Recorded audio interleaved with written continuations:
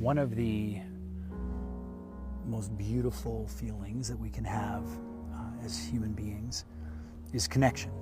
To connect with other people through communication, through friendship, through sharing, through love, through ideas. Even connecting with somebody because you disagree with them fulfills a pretty deep need that we all have.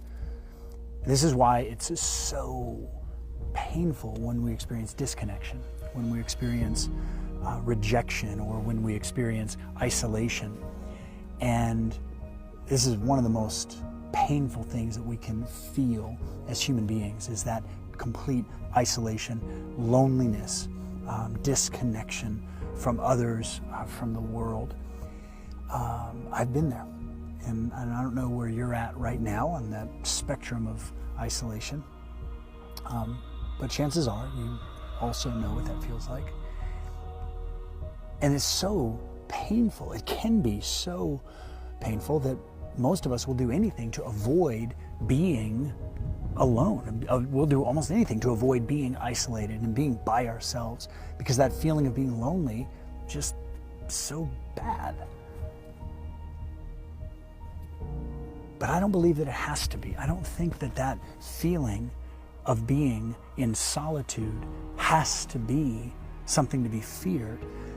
In fact, I've observed and experienced the exact opposite, that solitude can actually become a sort of superpower for you.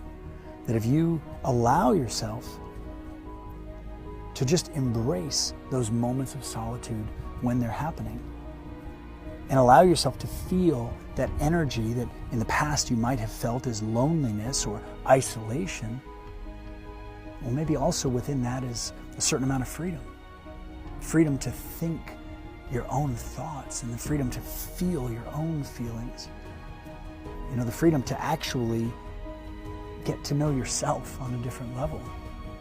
And you can always go back to connect with people. There's always ways to close that gap between being alone and being connected.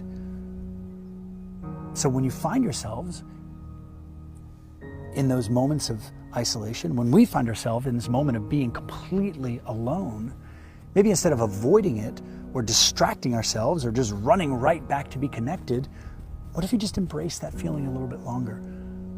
Get to know yourself on a whole new level, because then when you do come back to connect with others, you're coming back as a fuller version of you. You're coming back with a deeper understanding of who and what you actually are. You're coming back to the group, to the family, to your relationship, to your friends. You're coming back as a fuller version of who you actually are. And you can go back and enjoy that solitude anytime you want.